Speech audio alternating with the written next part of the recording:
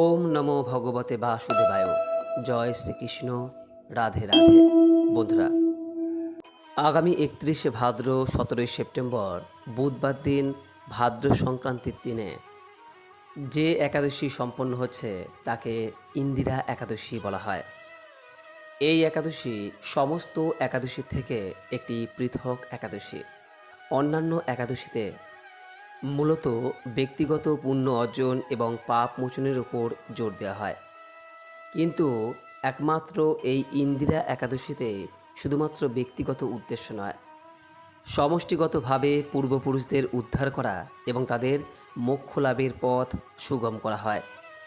সেই কারণে এই একাদশীর ফল অন্য সমস্ত একাদশী থেকে বেশি বলে গণ্য করা হয়। এই একাদশীর নাম কেনই বা ইন্দিরা একাদশী? এই একাদশী কিভাবে পালন করতে হয়? যদি কোনো কারণে আপনি এই একাদশী পালন করতে না পারেন, তখন সেক্ষেত্রে কি করবেন? এই একাদশীর মাহাত্ম্য কী এবং এই বছর 1432 বঙ্গাব্দ 2025 সালে এই ইন্দিরা একাদশী কবে এবং কখন পড়েছে, একাদশীর পালন কোন সময় করতে হবে, এই সমস্ত কিছু এই ভিডিওতে আপনাদের সামনে বিস্তারিত আলোচনা করব। আশা করি এই ভিডিও থেকে আপনি সমৃদ্ধ হবেন।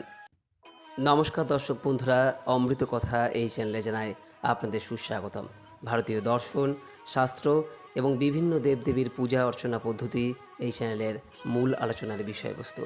বন্ধুরা, ইন্দিরা একাদশীর নাম কেন ইন্দিরা, এর পেছনে একটি পৌরাণিক ঘটনা রয়েছে। মাহেশমতি নামে এক রাজ্যে ইন্দ্রসেন নামে এক ক্ষমতাশীল রাজা সর্বপ্রথম এই একাদশী পালন করেছিলেন, আর তার নাম অনুসারে এই একাদশীর নাম হয় ইন্দিরা একাদশী। শাস্ত্রমতে এই একাদশী যিনি পালন করে থাকেন তিনি 10টির অধিক ফল পেয়ে থাকেন, যার মধ্যে রয়েছে পিতৃপুরুষদের মুক্তি। এই একাদশীর সবথেকে গুরুত্বপূর্ণ ফল হল পিতৃপুরুষদের আত্মার মুক্তি। বলা হয় এই ব্রত নিষ্ঠার সঙ্গে পালন করলে পূর্বপুরুষেরা নরক থেকে মুক্তি পেয়ে স্বর্গ তথা বিষ্ণুলোকে গমন করেন। এই একাদশী যিনি পালন করেন, জীবনে করা সমস্ত ধরনের পাপ থেকে তার মুক্তি মেলে। এই ব্রতকে পাপ বিনাশকারী বলে গণ্য করা হয়। এই একাদশী পালন করলে মোক্ষ লাভ হয়, সৌভাগ্য বৃদ্ধি পায়, অর্থ এবং প্রতিপত্তি লাভ হয়, রোগ মুক্তি ঘটে এবং যে কোনো সৎ মনস্কামনা থাকলে তা ভগবান বিষ্ণুর কৃপায় পূর্ণ হয়। বলা হয় এই একাদশী যিনি পালন করেন তিনি হাজার হাজার যজ্ঞের সমান পুণ্য লাভ করেন। যদি কোনো পূর্বপুরুষ কোনো একাদশীর ব্রত ভঙ্গ করে থাকেন, তাহলে তাদের হয়ে এই ব্রত পালন করলেও সেই ভুলের প্রায়শ্চিত্ত হয়। তবে এই ইন্দিরা একাদশী পালনের কিছু নির্দিষ্ট নিয়ম এবং আচার অনুষ্ঠান রয়েছে। এই নিয়মগুলি নিষ্ঠা সহকারে পালন করলে ব্রতের সম্পূর্ণ ফল পাওয়া যায়। একাদশীর আগের দিন অর্থাৎ দশমীর দিনে আগামীকাল মঙ্গলবারে সন্ধ্যা থেকে নিরামিষ খাদ্য গ্রহণ করতে হয়। দশমীর রাত্রে ব্রহ্মচর্য পালন করা উচিত এবং এই দিন ভালো করে দাঁত মেজে ঘুমোতে যাওয়া উচিত, যাতে খাবারের কোনো কণা দাঁতের মধ্যে লেগে না থাকে। একাদশীর দিন সকালে সূর্যোদয়ের আগে ঘুম থেকে উঠে স্নান করা উচিত। এরপর উপবাসের সংকল্প গ্রহণ করা উচিত। সংকল্প মন্ত্র বলেও আপনি এই সংকল্প করতে পারেন, মন্ত্রটি উপরে দেওয়া রয়েছে। আর যদি মন্ত্র উচ্চারণে অসুবিধা হয় তাহলে আপনি এই কথাটি বলেও সংকল্প করতে পারেন যে আজ আমি, নিজের নাম বলবেন, তারপর আপনার গোত্র বলবেন, তারপর বলবেন আমার সমস্ত পাপ মোচনের জন্য এবং আমার পূর্বপুরুষদের আত্মার শান্তির জন্য নিষ্ঠা সহকারে এই ইন্দিরা একাদশী ব্রত পালন করার সংকল্প করছি। হে ভগবান শ্রী বিষ্ণু, আপনি আমাকে এই ব্রত সঠিকভাবে পালন করার শক্তি প্রদান করুন। আমার ব্রত পালনে কোনো ভুল হলে আপনি আমাকে নিজ গুণে ক্ষমা করে দেবেন। এই সংকল্পের পর হাতে নেওয়া জল মাটিতে ফেলে দেবেন। এই সহজ পদ্ধতি অনুসরণ করে আপনি আন্তরিকতার সঙ্গে এই ব্রত শুরু করতে পারেন। এই দিনে ভগবান বিষ্ণুর মূর্তির সামনে পূজা করতে হয়। যদি আপনার বাড়িতে শ্রীকৃষ্ণের মূর্তি থাকে বা শালগ্রাম শিলা থাকে, আপনি তার অবশ্যই পূজা করবেন। যে কোনো প্রকার সাদা বা হলুদ ফুল, ফল, তুলসী পাতা, ধূপ, দ্বীপ এবং সাদা চন্দন দিয়ে এই পূজা করতে হয়।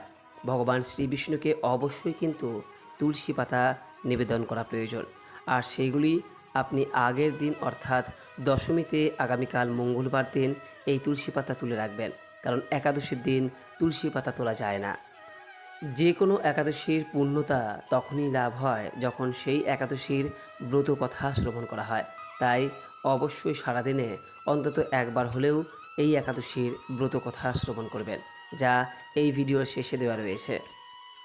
এই দিন গরিব দুস্থ মানুষ ব্রাহ্মণদের অন্ন বস্ত্র বা অর্থ দান করা খুবই শুভ বলে গণ্য করা হয়। এই দিন যদি আপনি একাদশীর ব্রত পালন করে থাকেন তাহলে সারাদিনে অবশ্যই জাগ্রত থাকবেন এবং বিশেষ খাদ্য অর্থাৎ বিভিন্ন রবি শস্য যেমন ভাত, রুটি, আদা, ময়দা, ভুট্টা, ডাল, ছোলা, রাজমা বা যে কোনো প্রকার শস্য জাতীয় খাবার এই দিন অবশ্যই এড়িয়ে চলুন। বিভিন্ন আমিষ জাতীয় খাবার, মাছ, মাংস, ডিম, পেঁয়াজ, রসুন এগুলি এই দিন খাবেন না। কিছু মশলা যেমন হলুদ, সরিষা এই দিন খাওয়া যায় না। এর পাশাপাশি বিভিন্ন সবজি যেমন ধরুন কপি জাতীয় খাবার, ফুলকপি, বাঁধাকপি, গাজর, বেগুন ইত্যাদি এই দিন এড়িয়ে চলা প্রয়োজন যদি আপনি একাদশীর ব্রত পালন করেন। তবে সম্পূর্ণ উপবাস যদি না রাখতে পারেন তাহলে সেক্ষেত্রে আপনি বিভিন্ন প্রকার ফল, দুধ, আলু সেদ্ধ বা অন্যান্য সবজি দিয়ে তৈরি সাত্ত্বিক খাবার গ্রহণ করতে পারেন। কিছু শুকনো ফল যেমন কাজু বাদাম, কিশমিশ, আখরোট, দুধ, দই, ছানা, ফলের রস ইত্যাদি আপনি গ্রহণ করতে পারেন। রবি শস্যের পরিবর্তে আপনি সিঙ্গি বা শ্যামা চালের খিচুড়ি বা পরোটা, যা একাদশীর জন্য বিশেষভাবে তৈরি হয়, সেটি আপনি গ্রহণ করতে পারেন। যারা কোনো কারণে এই একাদশীর ব্রতটি পালন করতে পারছেন না তারা নিরামিষ আহার গ্রহণ করেও সারাদিনে ভগবান শ্রীবিষ্ণুর নাম স্মরণ করে এই একাদশীর ব্রত কথা শ্রবণ করে একাদশীর যে পুণ্য ফল তা কিছুটা অবশ্যই লাভ করতে সক্ষম হতে পারেন। মনে রাখবেন, একাদশীর প্রধান বিষয় হলো শ্রী বিষ্ণুকে স্মরণ করা, আর এই দিন যে মন্ত্রটি অবশ্যই উচ্চারণ করতে হয় তা হলো ওম নমো ভগবতে বাসুদেবায়। এর পাশাপাশি হরে কৃষ্ণ মহামন্ত্রটিও একাদশীর দিন যদি বারবার উচ্চারণ করেন তাতেও পুণ্য লাভ হয়। আর হ্যাঁ, একাদশীর ব্রত কথাটি শুনতে ভুলবেন না। এ প্রসঙ্গে জানায় যে এই বছর 1432 বঙ্গাব্দ 2025 সালে এই ইন্দিরা একাদশী শুরু হচ্ছে আগামীকাল মঙ্গলবার রাত্রি 2:48 থেকে, যা থাকছে পরের দিন 31শে ভাদ্র 17 সেপ্টেম্বর বুধবার রাত্রি 1:25 পর্যন্ত। যেহেতু উদয়া তিথি বুধবার দিন পড়েছে তাই একাদশী পালন হবে বুধবার দিন। একাদশীর পারণ ক্রিয়া সম্পন্ন করতে হবে পরের দিন বৃহস্পতিবার সকাল 7:10 থেকে সকাল 9:30 মধ্যে।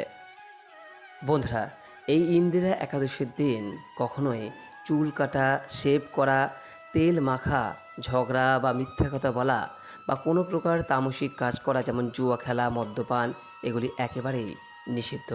এই দিন একই সঙ্গে ভাদ্র সংক্রান্তি এবং বিশ্বকর্মা পূজা পড়েছে, যে কারণে অনেকেই হয়তো বিশ্বকর্মা পূজায় নিজেকে নিয়োজিত করতে চাইবেন। সেক্ষেত্রে সকাল সকাল স্নান পর্ব সেরে প্রথমে ইন্দিরা একাদশীর ব্রত পালনের সংকল্প গ্রহণ করুন, তারপর যথারীতি বিশ্বকর্মা পূজা সম্পন্ন করুন।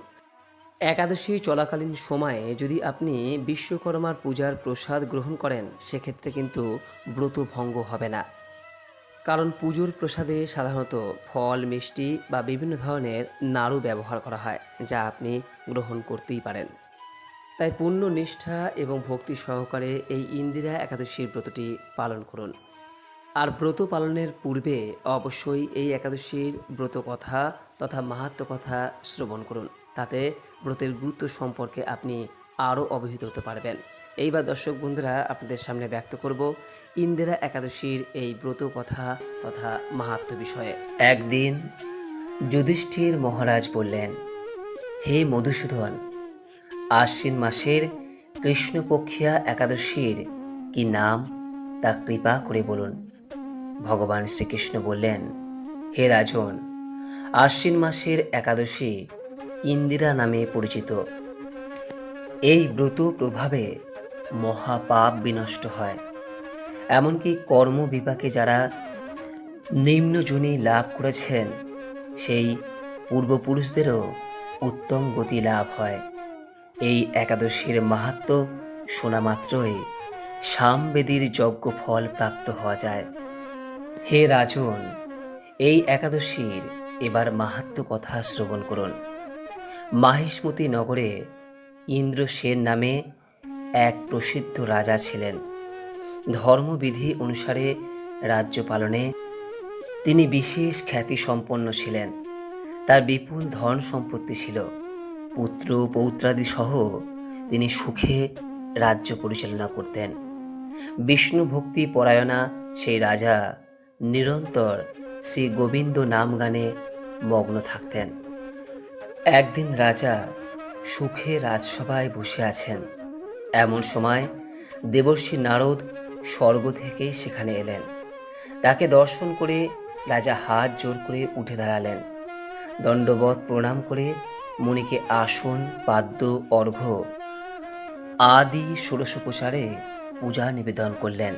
তারপর বললেন, হে মুনিবর, আপনার দর্শন মাত্র আমার যাবতীয় যজ্ঞ ফল লাভ হয়েছে। এখন আপনার আগমনের কারণ জানিয়ে আমাকে কৃতার্থ করুন। দেবর্ষি নারদ তখন বললেন, হে মহারাজ, অতি বিস্ময়কর এক কথা শ্রবণ করুন। আমি এক সময়ে যমলোকে গিয়েছিলাম। সেখানে যমরাজের সভায় বহু পুণ্যকারী আপনার পিতাকে দেখলাম। ব্রতভঙ্গ পাপে তাকে সেখানে যেতে হয়েছে। হে রাজন, আপনার পিতা যে সংবাদ প্রেরণ করেছেন আমি এখন তা আপনাকে বলছি। তিনি বললেন, হে ঋষিবর, মাহিষ্মতির ইন্দ্রসেন রাজা আমার পুত্র। তাকে বলবেন যে আমি বহু পুণ্য অনুষ্ঠান করলেও কোনো কারণবশত যমালয়ে আসতে বাধ্য হয়েছে। আপনি কৃপা করে তাকে সর্বপাপনাশক ইন্দিরা একাদশী ব্রত পালন করতে বলবেন। সেই ব্রত প্রভাবে আমি নিষ্পাপ হয়ে স্বর্গলোকে যেতে সমর্থ হব। এই কথা জানাবার জন্যই আমার আগমন। হে রাজন, আপনার পিতার মঙ্গল বিধানে আপনি যথাবিধি এই একাদশীর ব্রত পালন করুন। রাজা তখন জিজ্ঞাসা করলেন, হে দেবর্ষি, এই ইন্দিরা ব্রতের বিধি কি? কোন তিথি বা কোন পক্ষে এই একাদশী ব্রত করা কর্তব্য তা কৃপা করে আমাকে বলুন। দেবর্ষি উত্তর দিলেন, হে মহারাজ, আশ্বিন মাসে কৃষ্ণপক্ষে দশমীর দিন শ্রদ্ধা সহকারে প্রাতঃ স্নান করবেন। মধ্যাহ্নে ভক্তি ভাবাপন্ন হয়ে পুনরায় স্নান করবেন এবং রাত্রিকালে ভূমিতে শয়ন করবেন। পরদিন একাদশীতে প্রাতঃকৃত্যাদি সমাপন করে নিরাহারে থাকবেন। ব্রতের নিয়মাবলী দৃঢ়ভাবে পালন করবেন। হে পুণ্ডরীকাক্ষ, হে অচ্যুত, এই শরণাগতের প্রতি কৃপা করুন। এইভাবে শ্রদ্ধা সহকারে শালগ্রাম পূজা করে পিতার উদ্দেশ্যে ব্রতের ফল অর্পণ করবেন। দ্বাদশীর দিন সকালে ভক্তি ভরে শ্রী গোবিন্দের পূজা করে ব্রাহ্মণ বা দুস্থ মানুষ ভোজন করিয়ে অবশেষে নিজে মহাপ্রসাদ গ্রহণ করবেন। হে রাজন, বিধি অনুসারে শ্রীহরি এবং ভক্তদের অর্জন করলে আপনার পিতৃবর্গ মুক্তি লাভ করে শীঘ্রই বৈকুণ্ঠ গমন করবেন। রাজাকে এই উপদেশ দিয়ে দেবর্ষি নারদ সেই স্থান প্রস্থান করলেন। রাজা ইন্দ্রসেন মুনিবরের উপদেশ অনুসারে পুত্র পরিজন সহ ভক্তি সহকারে এই ইন্দিরা ব্রতের অনুষ্ঠান করলেন। তখন দেবলোক থেকে পুষ্পবৃষ্টি হতে লাগল এবং তার পিতাও বিষ্ণুলোকে গমন করলেন। এরপর রাজা ইন্দ্রসেন নিজ পুত্রকে রাজ্যভার অর্পণ করে নিজেও বিষ্ণুলোকে ফিরে গেলেন। এই ইন্দিরা একাদশীর মাহাত্ম্য পাঠে ও শ্রবণে মানুষ সকল পাপ মুক্ত হয়ে বিষ্ণুলোক প্রাপ্ত হয়। এই বলিয়া ভগবান শ্রীকৃষ্ণ এই ইন্দিরা একাদশীর ব্রত মাহাত্ম্য কথাটি সমাপ্ত করলেন।